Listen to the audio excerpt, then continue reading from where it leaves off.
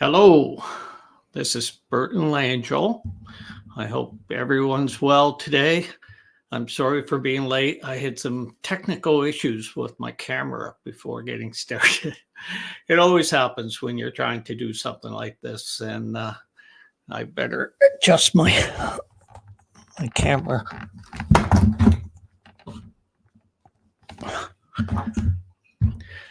Just can't ever get it perfect, right? Okay, let's get on with the show. Do you ever feel nervous using your English during business meetings? I think it's just human, isn't it? I have a lot of students and they tell me the same thing. They're primarily in business and IT in Latin America. I'm nervous now. I've done about probably 25 of these live sessions on LinkedIn and Facebook and that so far in the last maybe 6 months, 7 months. I'm always nervous. So I get my slides ready and that. Now, recently, I asked some of my students to do a bit of a quiz, and all of these people are upper intermediate or advanced English speakers, and most of them have MBAs and well educated, well ahead in their profession, but they're still anxious. You'll see from the slides what people have to say. I hope you enjoyed this. And as I go through, I'll make some comments on how we can be better. But first, how about commenting on who you are, where you're coming from, what you're here for, whatever you're thinking. Introduce yourself. And first of all, please let me know if you can hear me or not. That's the best thing. I'd hate to be speaking here for the next 25 minutes and not have you hearing me. So where are you from? Who are you? What do you do? Do you use English in meetings? Do you ever have anxiety using English? Talk to us. Help me along here. All right. Does this person look like you? Could this be you sitting in front of a bunch of people and they're all looking at you, ready to receive the message? So, or perhaps you're in a meeting and you really have something important to say, but you're a little nervous about saying it. What do you do? Okay, let's look at some of these slides. How confident do you feel when speaking English in a professional setting? Now, I was a little surprised by this. So, what's this? 67% of people are saying they are very confident or somewhat confident speaking in a professional setting. I guess what this is they're feeling confident because they are speaking about something they know pretty well. And they've given it some thought before they've spoken. How do you feel about this? Where would you put yourself? Are you in the very confident, somewhat confident, not very confident? Tell me what your thoughts are.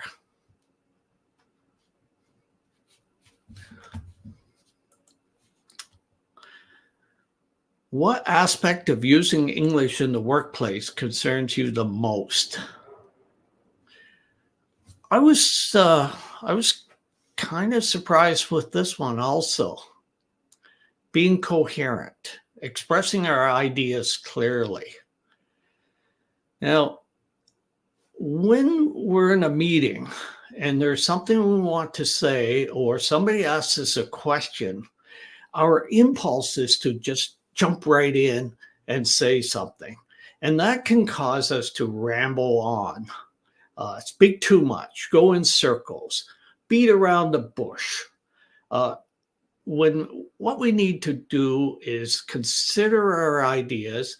Maybe you could comment, hey, that's a really interesting question. I've thought about this a lot myself.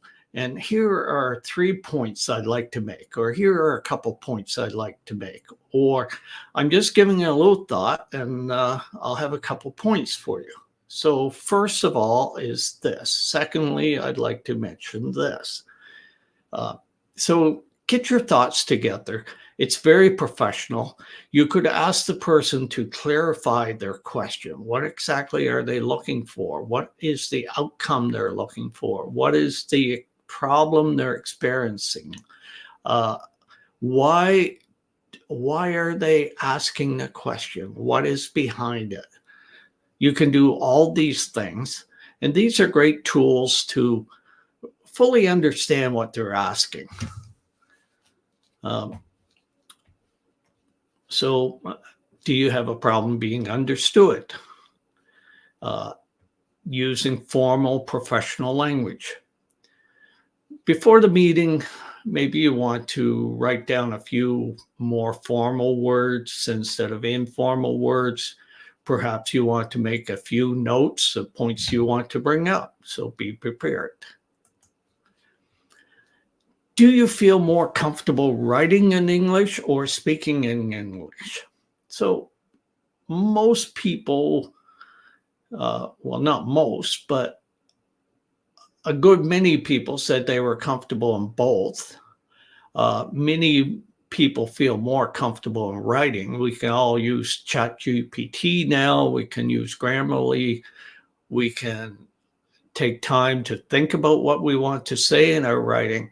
So we don't generally feel the same pressure in writing as we do in speaking.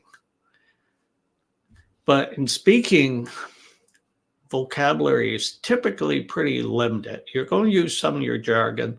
People are going to repeat the same phrases in business meetings. You'll notice that it's very, very common for people to use the same language over and over again. Rate your ability to follow and contribute to business meetings conducted in English. Now, this is interesting also. People seem to be very, have good comprehension. They are generally pretty comfortable understanding. Sometimes they struggle, but nobody in this response said that they struggle to follow or contribute. And that's what I find. I find that people in the upper intermediate and advanced levels, they feel anxiety, they feel nervous, but generally they shouldn't. And they have the tools to do it. And it's really more of a mindset problem than anything, because they do fully understand and they can ask, and there's nothing wrong with asking for more clarification. Is this a problem you ever experience? Let me know. Say something in the comments. And by the way, how often do you do meetings in English?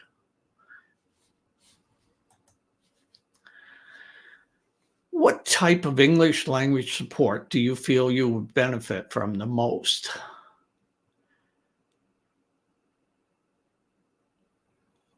Cultural communication nuances.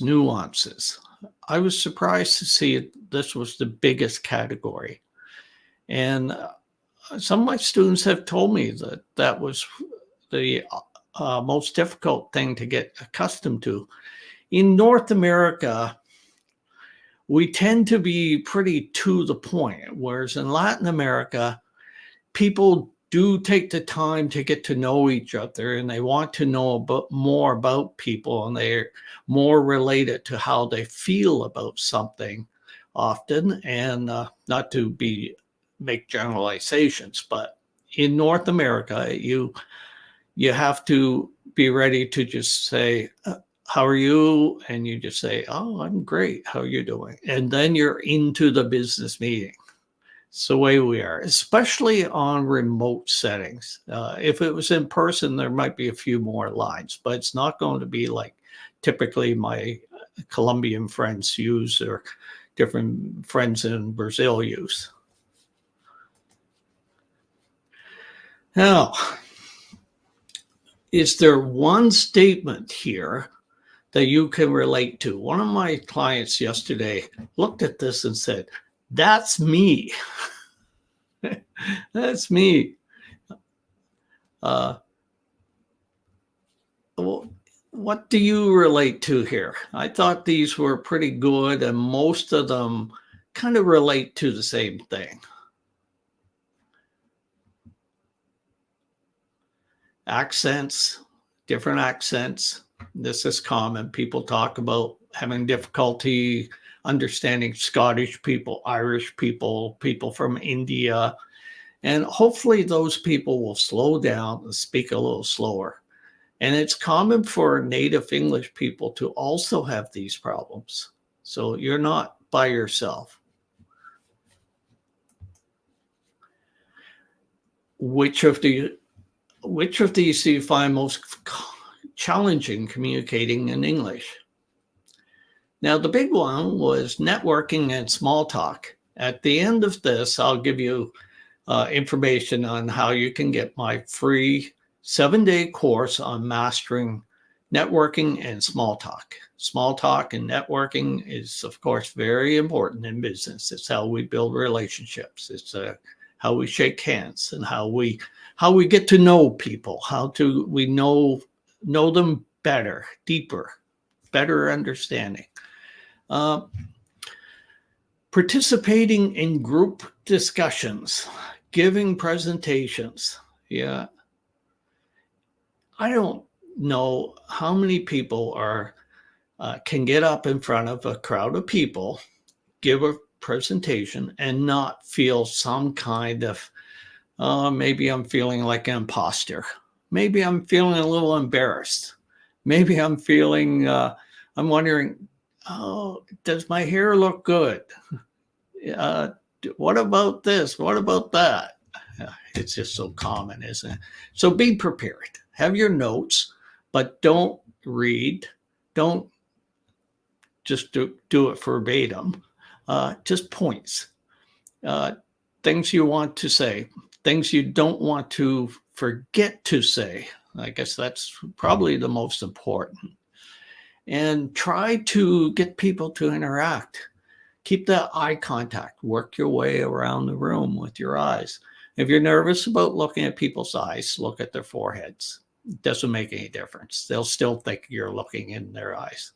And of course, now most of our presentations are remote, so just look at the camera. Understanding idioms and expressions.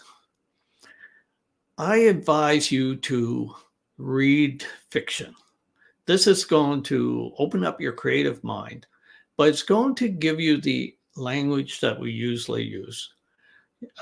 Read John Grisham. He's a great writer, writes these legal thrillers and different kinds of business books and that about business stories. And you're going to pick up so many expressions. You're going to get so many idioms. You're going to really hear the way we speak. And it's good language, good dialogue. Now, how do you prepare for a presentation or a conversation in English? What would you say? Can anybody make a comment here? I haven't seen any comments yet. And I hope I'm not by myself. It's like we have a thing in English where you say, well, if a log falls in the forest and there's nobody there to hear it, was there any sound without the receiver? So if I don't have any receivers out there in the internet world, it's might not make a whole lot of difference doing this, although I know a lot of people watch this after they're at work and they will watch it in the evening. I always see that. So how about the first one? I usually try to make questions and answers, doing those out loud just to hear what I'm saying. This is a good thing to do. Get in front of a mirror and practice. And before the meeting, I want you to read out loud. One of my students told me yesterday that he started doing that after I mentioned it to him. And he finds his English is so much better. I find when I start a meeting with one of my clients and we read a couple paragraphs of something out loud, their English probably speaking ability goes up a level at least. Their pronunciation is perfect. Their intonation improves. Their vocabulary, their grammar, everything picks up by that little warm up. It's like switching on your English mind. Usually I write questions and answer them out loud just to hear what I'm saying. Same kind of thing. Predicting what will be discussed and creating an English scenario. And visualize it. See yourself up there giving the presentation. See yourself standing up at a meeting, or see yourself making comments, asking questions. See yourself being successful. We always need to change our mindset and have this can do. One of my students told me, who has very good English, but she's very nervous speaking in meetings and that, but her English is great. And she said, I go to these meetings and there are other foreign English speakers there, and their English is nowhere near as good as her English is, but they're so confident. Well, it's a mindset. And that confidence makes your English sound much better. And the meeting isn't about your English. It's about the ideas that you're sharing. So don't be afraid to make mistakes and just get out there, smile, look at these people, and express yourself. Don't worry about it. Make mistakes.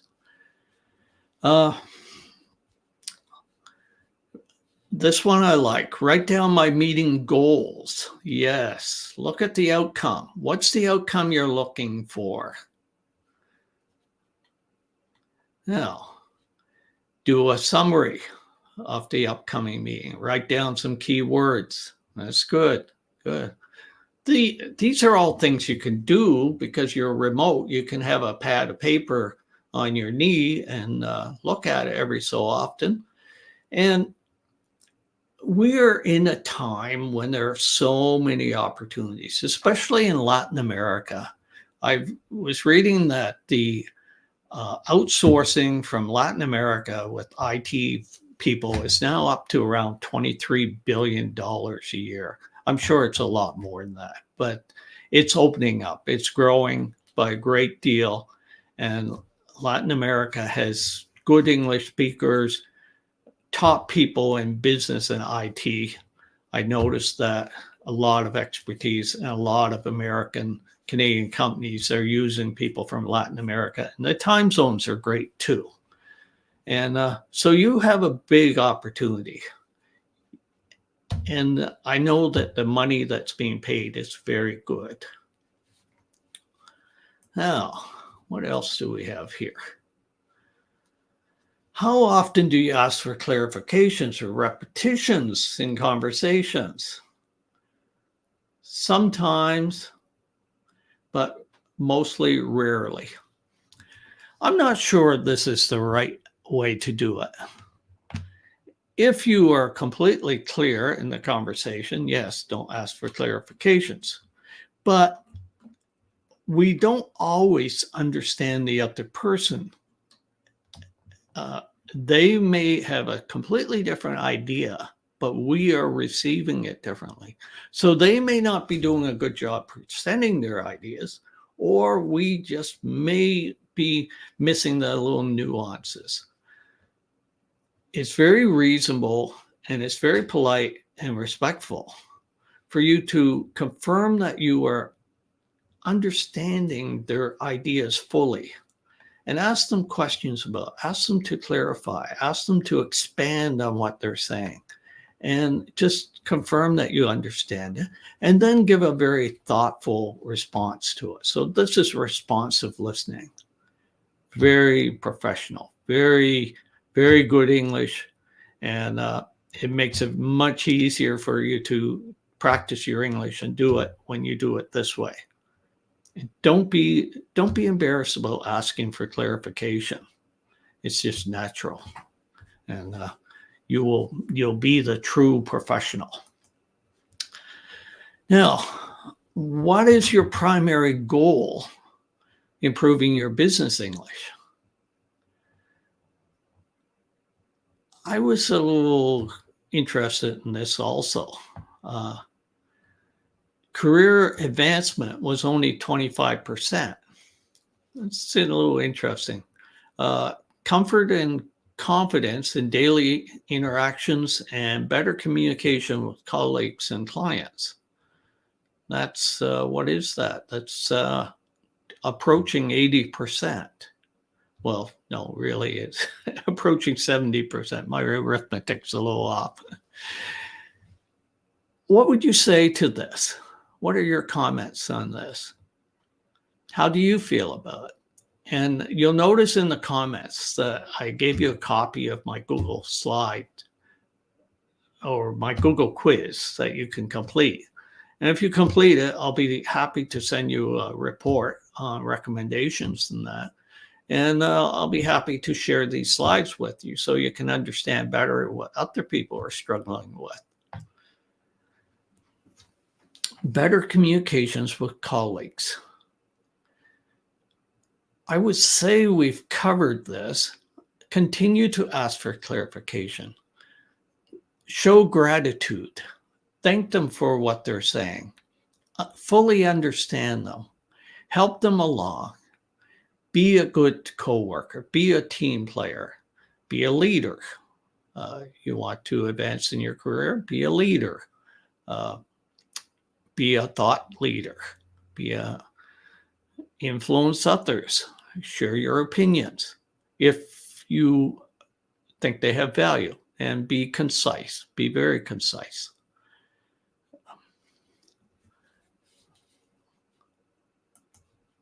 Now, this is my free gift to you. Let me know if you want it. I'll send you a link for it.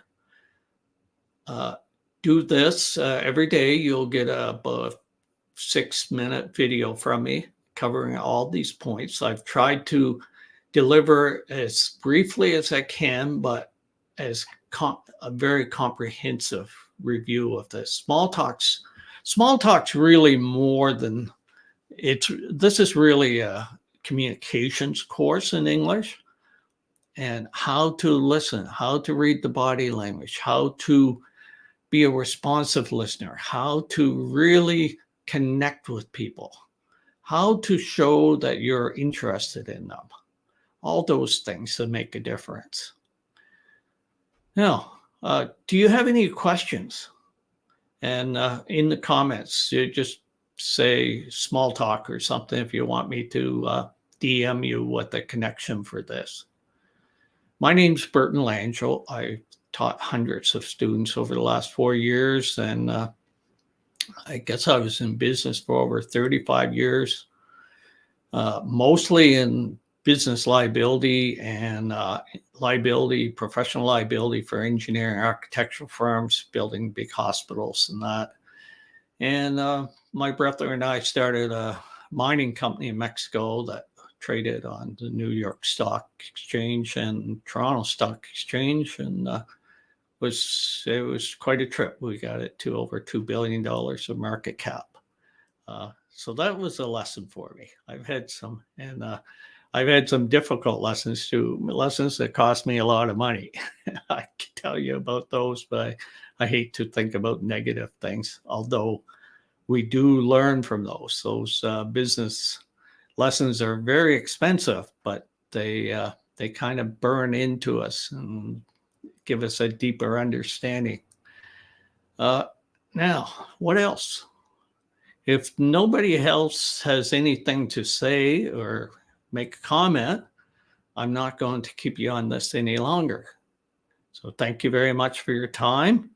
I sincerely appreciate you coming to this event, and I appreciate everybody that watches it after. So my name's Burton Langell, and my website is learnbusinessenglish.ca, learnbusinessenglish.ca. My YouTube channel is Bert's IT and business English.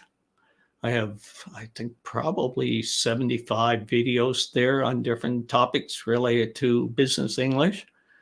And remember, I'm always available. Just drop me a line and we can talk, have a chat sometime. Thank you very much. I'm going to end this now. Have a good day.